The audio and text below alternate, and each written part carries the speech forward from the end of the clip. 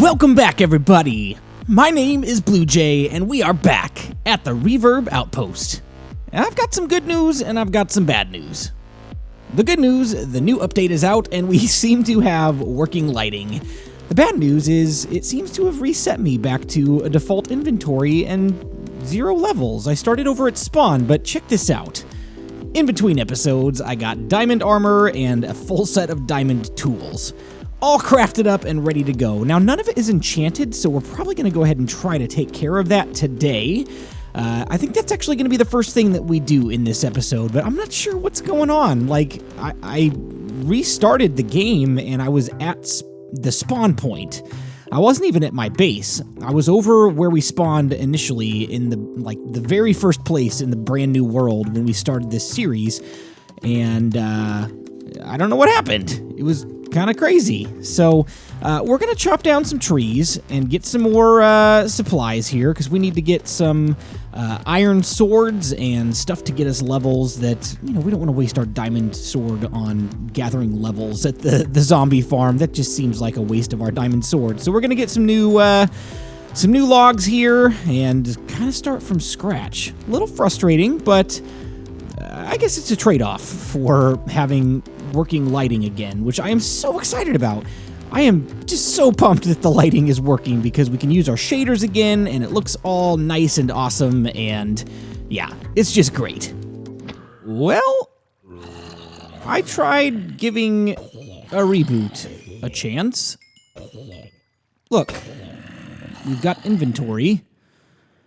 We've got 46 levels, and I haven't been going that long at the XP farm. It gave me back my stuff. I'm slightly confused, but I'm okay with it. I'm gonna have to be cautious and just kind of check here and there. I log in and out of the game fairly often, you know, between cuts, because I've got other things going on, or, you know, one of the kids might wake up and I need to go upstairs and take care of them for a couple of minutes, and so I logged back into the game, and I've got all my levels and all my stuff back, and we are well on our way to enchanting our full set of armor and tools, and hopefully this won't take us very long. So I'm just gonna kind of hack away here at the XP farm and get as many levels as we think we need, at least to get us going, or at least until we run out of this sword, and then we'll enchant some stuff. Okay. Alright guys, we are back running down our hallway here, and let's grab our armor and tools. We got our pickaxe, and whoops, I still haven't gotten used to these armor stands yet. They are a little bit tricky to get the hang of. I keep on putting stuff back on them instead of taking stuff off. I guess you have to have like a clear hand available, a slot in your inventory clear to be able to take it off. Correct me if I'm wrong, I'm just a little confused at how these work.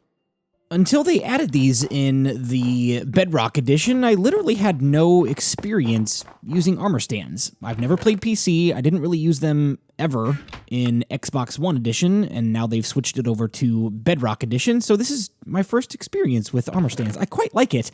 I'm actually really excited about the possibilities. I've got ideas of building like an armory in our main base once we get there, to store all of our like first armor, first tools kind of stuff, and then like having a section in the armory for specific types of armor.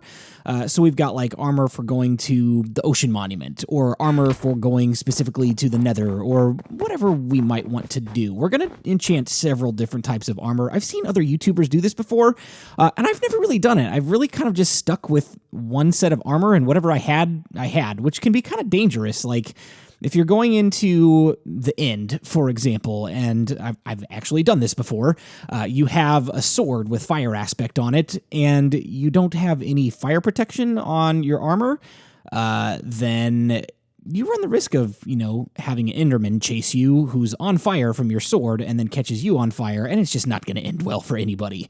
So just cycling through here just to see what there is. I think we'll take this one, efficiency 4. That's not bad.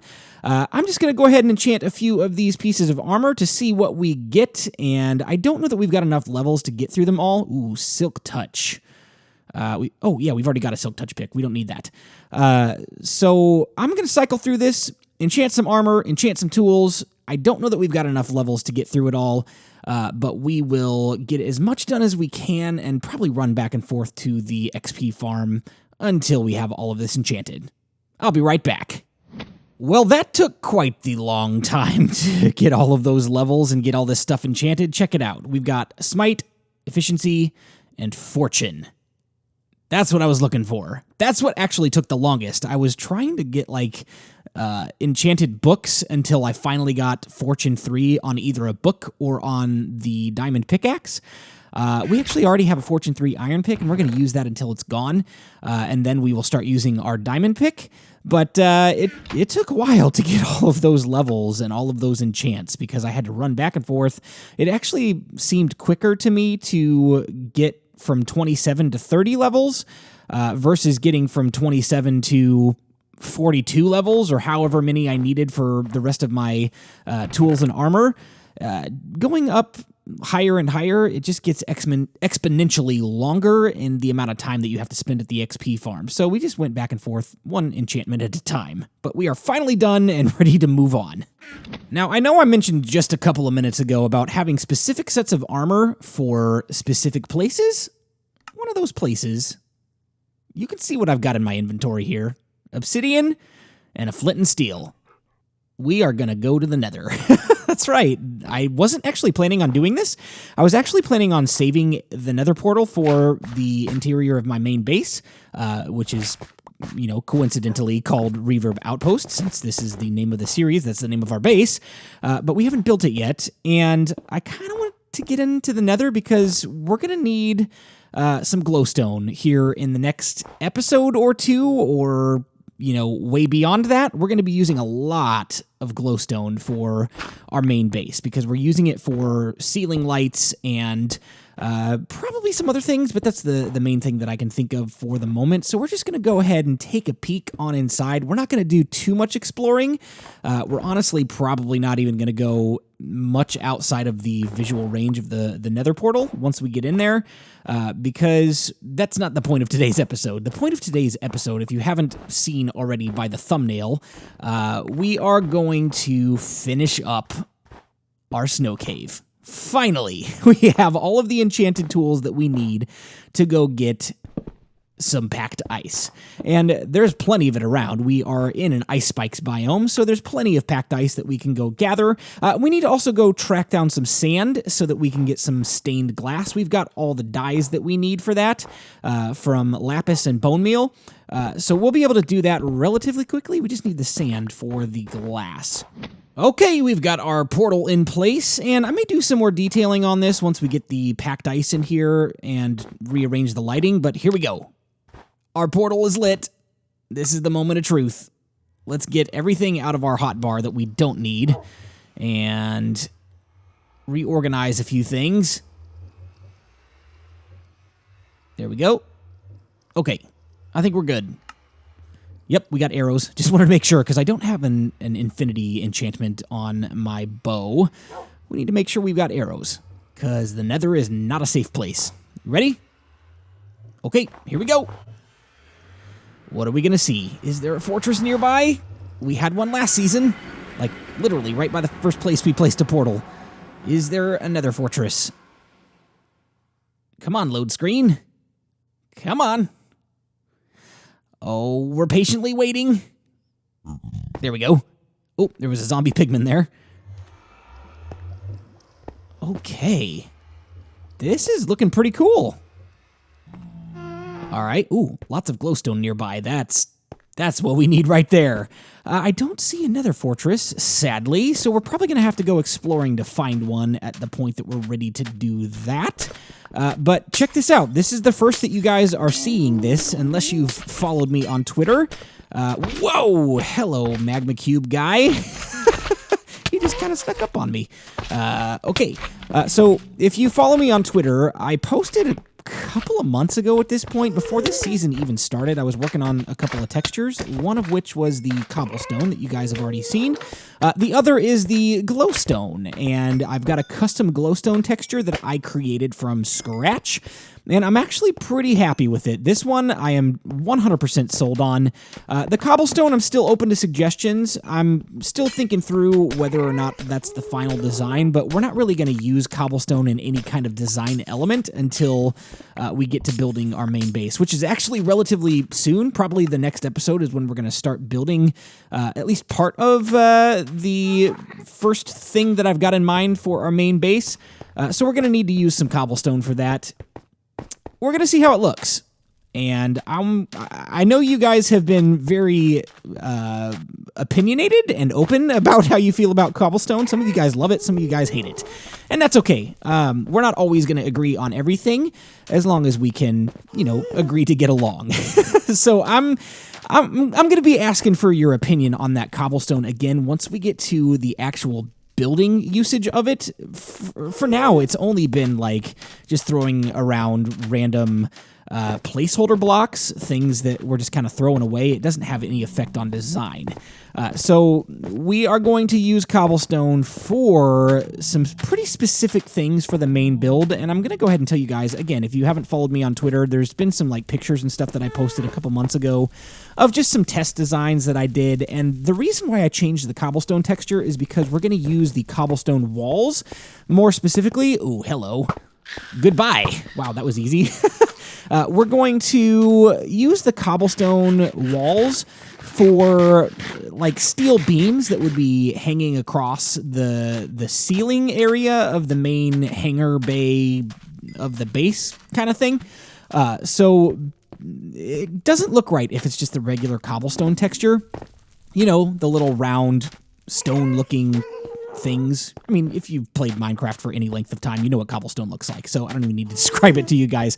But it doesn't look right for the use that we're using that particular block for. We need something that's a little bit more flat and a little bit more, like, not round. It needs to be straight and flat.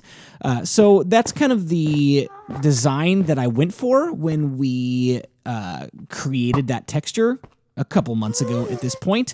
And again, I'm open to making some, minor tweaks and changes. If you guys, have some suggestions, I'd love to hear those. But again, please try to hold those suggestions off until you see how it's being used, because some of you guys are just automatically writing it off like, yeah, I don't like that. It doesn't look good, but you haven't seen what it's going to be used for yet. So try to be patient with that, and I hope you guys really like the ideas that I've got for my main base build. It's going to be pretty cool. We're only getting started here. We're going to finish up our snow cave, which I'm pretty happy with so far. It's very flat and undetailed at this point because we've had that lighting bug, so we haven't been able to do our hidden lighting because it just didn't look correct. So I kind of held off on that, and now that that's fixed, we can fix our lighting. And the other thing we were waiting on was stained glass and ice. So now that we've got a, a silk touch pickaxe, we can go get some packed ice and take care of all of the finishing details for our snow cave. All right, I've been looking around here for just a few minutes now. I don't see anything like super interesting, aka Nether Fortress, within like super close walking distance of the Nether portal. So we're going to save this for another time. I'm going to go ahead and head back onto the Nether portal and head back into the overworld, and we'll get started with the finishing touches of our snow cave. This has been a pretty successful and, might I say, relatively safe trip to the Nether. This hasn't been all that bad, considering the creepers and stuff that have just been spawning everywhere in the overworld. This is actually seeming a little bit safer than the overworld at the moment. So let me go ahead and leave now before I jinx myself and regret what I just said. Let's get out of here. All right, guys, I am safely back in the overworld. I've got my silk touch pickaxe, and we are heading over to the ice spikes. And you might be thinking to yourself, why are you running past all of these ice spikes? Well, I want to leave the ones that are closest to my base. I want to leave those intact. We're going to go on the outskirts, which actually isn't too far. It's not that big of an ice spikes biome, but there's quite a bit of ice here. So we're going to go ahead and take down one of these over here. Which one should we take? Let's take this one. This one looks as good as any. And we're going to try to leave as many of these intact as possible. I don't know how much of the packed ice we're going to use in design elements aside from our snow cave. I know that there's like some ice type stuff that I have in my testing world designs. But we may or may not have to use packed ice for that. I know the great thing about packed ice is it doesn't melt under lighting. Regular ice will. So if you've got like a torch sitting right next to regular ice, it's going to melt. If you set a torch right next to packed ice, it doesn't melt. So that's the nice thing about this. The only unfortunate thing about packed ice is it really is a finite resource in your world, unless you can find... Oh, hello. Let's take care of you real quick. This could be dangerous. See, this is what I was talking about here.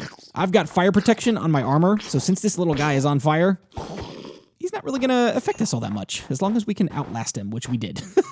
Okay, so packed ice. It is a finite resource, and the only place that you can find more packed ice is if you find another ice spikes biome. So if we use up all of the ice spikes for either design or technical builds, then we don't have any more packed ice unless we go find another snow biome, which are relatively rare and take a long time to find. So we were lucky that we found one at spawn in this world, and I'm not gonna wager that we'll find another one anywhere close to here. So we're going to be a little bit conservative with this stuff for the time being until we figure out what we're going to use it for. And a lot of it is just going to stay as ice spikes because I really like the look of this biome. So let's gather some of this up and we'll keep working and we'll keep talking. My goodness. Check this out. This thing is just like lasering through all of this sand. It's an efficiency 4 shovel. I feel like I've had efficiency 4 before, and it's never been this fast. I feel like this is like what efficiency 5 with a beacon is supposed to be like. It's just cutting through that sand. Is this a bug, or did they improve the speed of shovels? Or the speed of efficiency? I don't know what to say. This is like infinite resources in a very, very small amount of time. We're going to gather up a bunch of sand and head back and start smelting this up so we can get some stained glass. We're almost done with resource gathering. We'll be able to start our finishing details relatively soon. I'm just speechless at this shovel. We got to hang on to this guy. Oh, the slow process. The slow process of waiting on one furnace that doesn't even have a hopper system underneath it to deliver it to a chest. Oh, we're literally standing here ages, just waiting, waiting and waiting and waiting. I cannot wait to get my main base up and running. Oh, we're going to have to figure out where in our base we're going to put a massive auto smelter.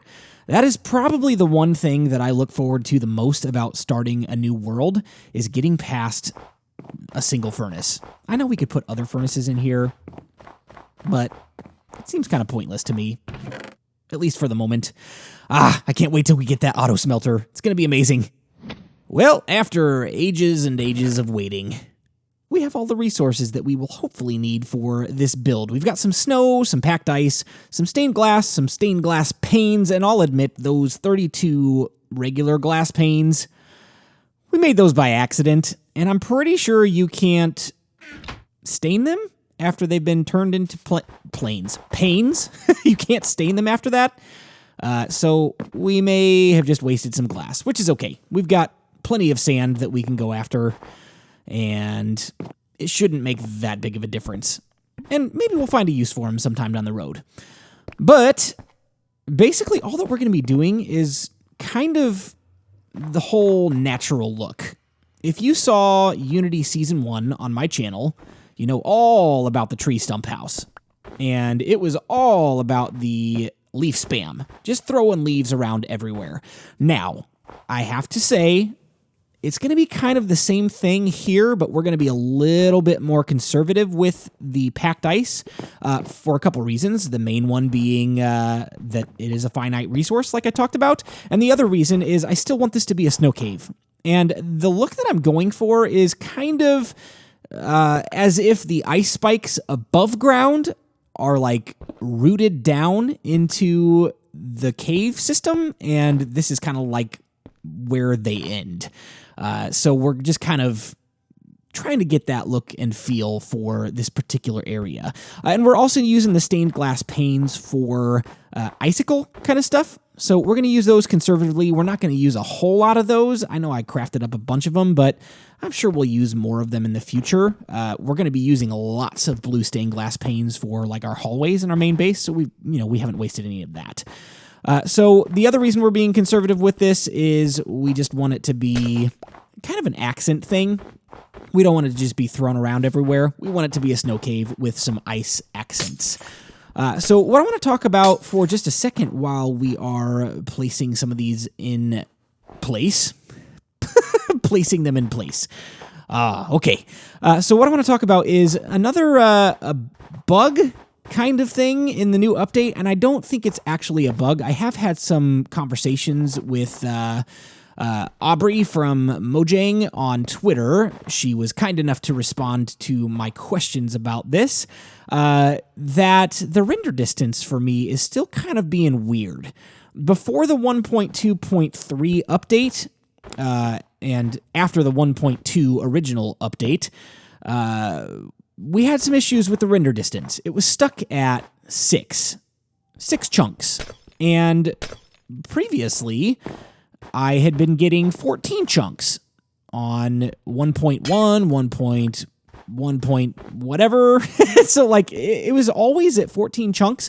So I was able to have some decent render distance on my worlds, and I was able to see a lot of stuff. And our entire first season of the Let's Play world was in 14 chunks render distance, and you could see the entire base from a pretty good length away. And if you turned that render distance down, it just didn't look as good. And I've got a fairly decent device. I'm playing on an iPhone 7, so it's not really that old. It's just under a year old. I've had it for 11 months now. So it doesn't seem like this device should be limited to 6 chunks of render distance. But what she said was that I should try closing out all of my apps, which I have done, and that I should try just paying attention to the amount of memory that's being used, because I think that it auto-adjusts your render distance when you load the game, at least your render distance limit in the settings menu. It adjusts that based on how much RAM you're using at the time, I think, is what I've deduced from the conversation and from just observing and testing it out and all of that. So sometimes I get 14 chunks, sometimes I get 6, sometimes I get 8. It's really weird. The maximum render distance shifts a lot when I reload the game. And what I've also noticed, and I think this is probably why this is being done, when I'm on 14 chunks, once in a while, it'll get kind of laggy. And I think that's because they've added a lot of new features, and some of this stuff is pretty processor heavy, which is okay. I'm willing to sacrifice a couple of chunk render distance for a smoother gameplay if it's going to be like that, which is totally fine. But 6 chunks seems a little bit low for a relatively new device. So I'm thinking, hopefully we can get this at 8 to 10 chunk render distance for most of the time. Let me know what you guys are dealing with as far as this issue goes. Have you had issues with the render distance as well? Or are you holding true? What device are you normally using? And just give me some details about how you guys are experiencing your render distances now that the 1.2.3 update is out. Because it was supposed to be fixed, which I think it was. I think it may be my device. We'll see. All right, so we've made some pretty decent progress. Take a look. This little ice thing right here, I'm imagining like putting an ice spike right above the entrance to the cave at some point whenever we do the custom terrain for the mountain, because we're going to do some of that later on in the series.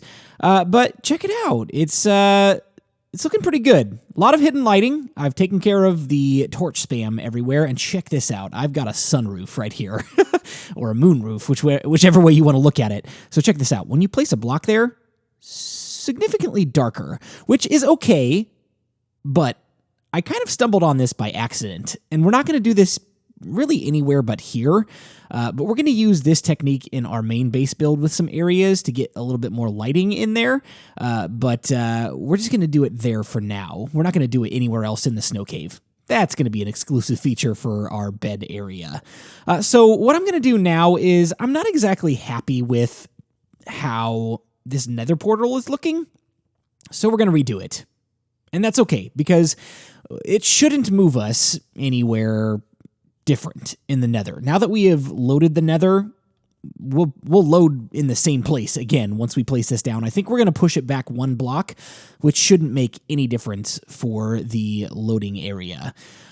So I'm going to take care of that here, and the episode's getting a little bit lengthy, so I'm going to do a little bit more work off camera because we need to wrap this up relatively quickly. I try to keep my episodes between 20 and 30 minutes, and we might go over that today, just depending on how much more I want to do on camera with you guys.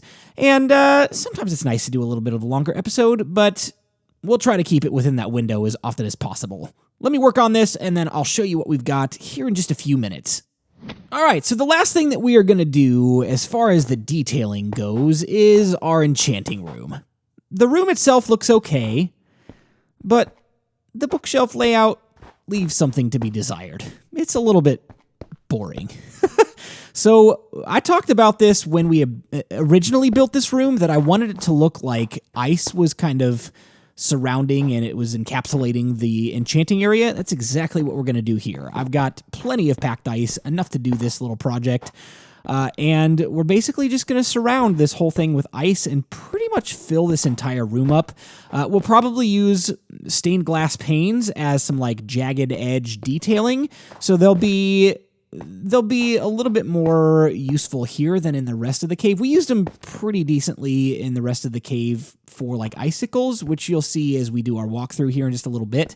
I've placed them around randomly here and there, but we're going to use a lot more of them in here just to kind of make it look like the place is just frozen and overgrown with ice.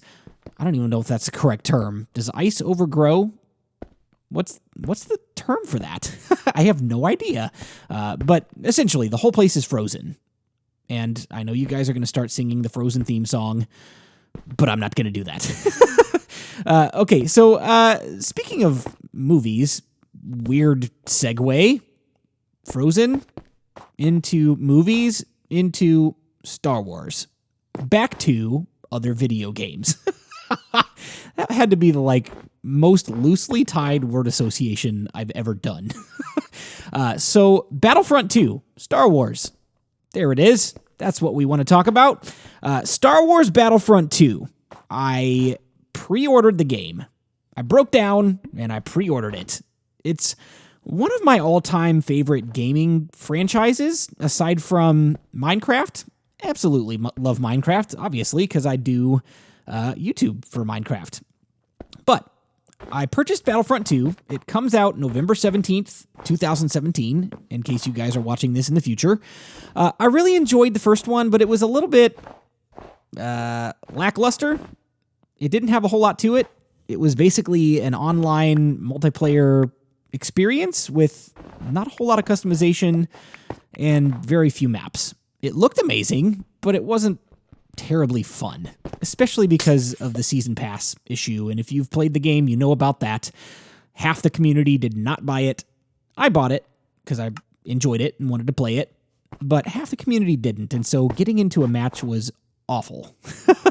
It took forever, essentially. So they have nixed that whole thing for Battlefront 2, and all of the future DLC for the game is going to be free, which is incredible because it doesn't divide the community.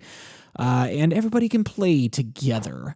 So my question, this is what I'm getting around to. I asked this question in a poll on Twitter, and I got about 60-40. 60% people said yes, 40% people said no.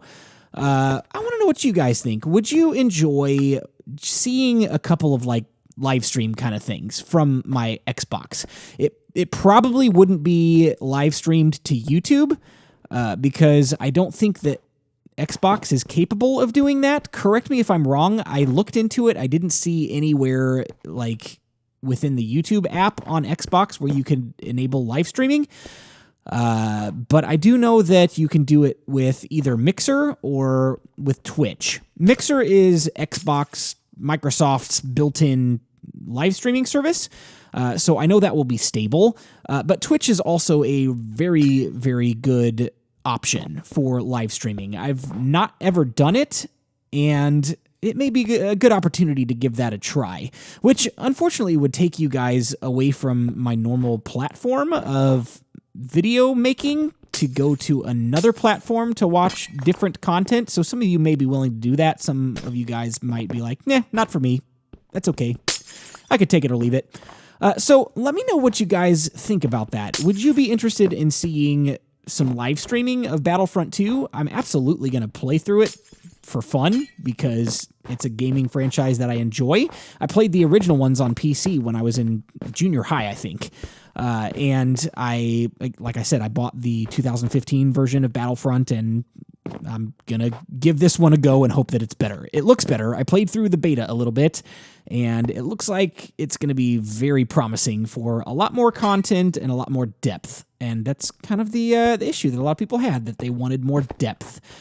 So let me know what you guys think about that, and I would appreciate, just some, yep, I would love to see that. Nope, I don't really want to see that. Or, sure, I could take it or leave it. If you do it, great. If you don't do it, that's fine too. So let me know what you guys think, and I will take that into consideration when making my decision. Okay, that took a little longer than expected, but there it is. Oh, I'm really happy with it. All the hidden lighting, all of the ice and the stained glass panes, just looks like the place is completely frozen over. And then we've got our little light source in here. I believe the enchanting table puts off light, and it was like an exclusive feature to Bedrock Edition when that first happened. I think it was a bug, and they just kept it as a feature. But we went ahead and put light in there anyways, because I like the look of having an overhead light. So let's check out the rest of the cave system that we've built, and we've got some lighting above and below the chests. You just can't see it. It's hidden. So we have finished up this room. Looks pretty good.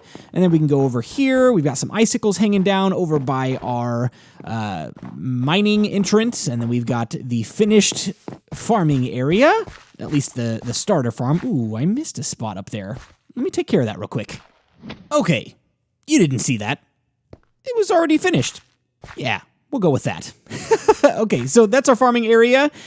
Looking pretty good. It'll be our starter farm for a little bit of time here until we get some auto farms going. And then you guys have already seen this in here. And I finished the Nether portal, and we've got our amazing little sunroof. This place is done. I like it. It's that time again. Episode 7. BluJay, how do you not get bored when you explain every detail to the viewers? Us. P.S. You are an awesome YouTuber. Leisha Oberholzer. I am sorry if I butchered that name. I practiced it a couple times before I said it on camera. But let me answer your question. I actually have seen that you've asked this question a couple of times.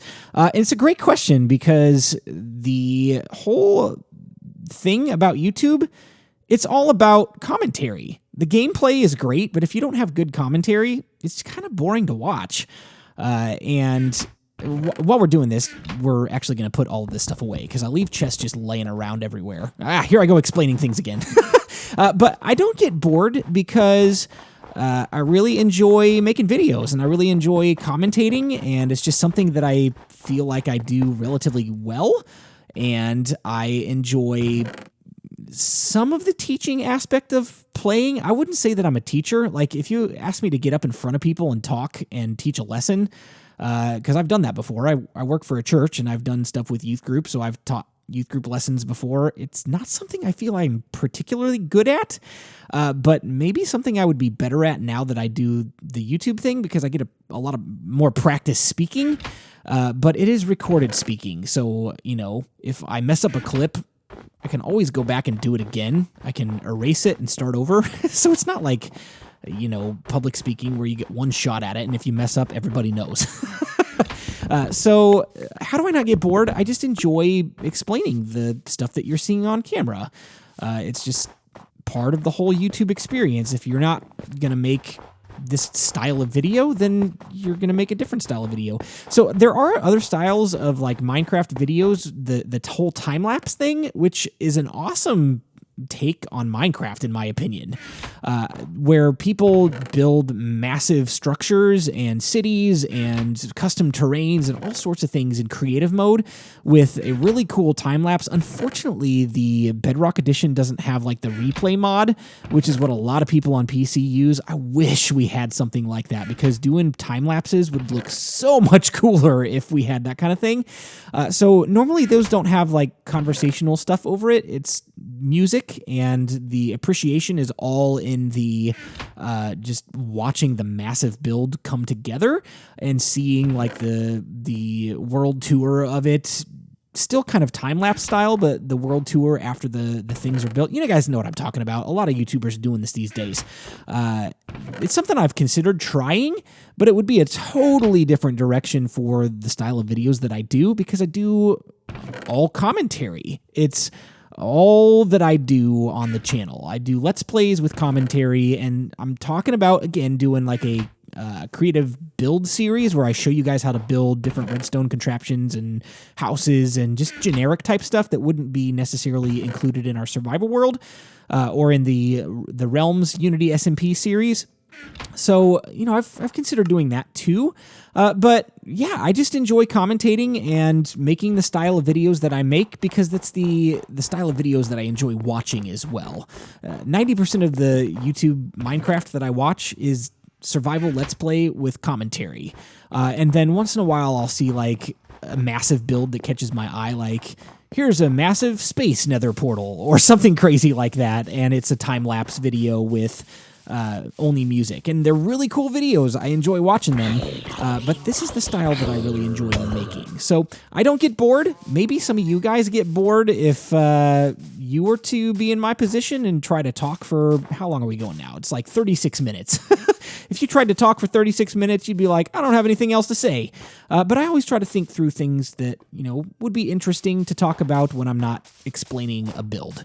So I hope that answers your question. Great question. I loved that question, and hope that my answer was sufficient for you. Well, ladies and gentlemen, that is all the time that we've got for today. This episode has run way over my normal time limit, and we need to wrap it up. But I am really happy with how this build turned out. It just changed the whole look of this place, adding the ice and the hidden lighting and the stained glass and all of the stuff that has just come together at this last little build here in our snow cave. But for the time being, we are done with the snow cave. We are going to move on to bigger and better builds, also known as the Reverb Outpost. We're going to start building our main base, I believe, in the next episode. We're going to start building the entrance, I think. As long as I can get the resources that I want, and as long as I can get it planned out. So we're going to do some work off camera in between episodes to make that happen, but we are going to get cranking away at our main base. So I appreciate you watching the video. Be sure to leave a like if you enjoyed this video. Leave a comment in the comment section to let me know what you liked about it, what you didn't like, and what you'd like to see in the future.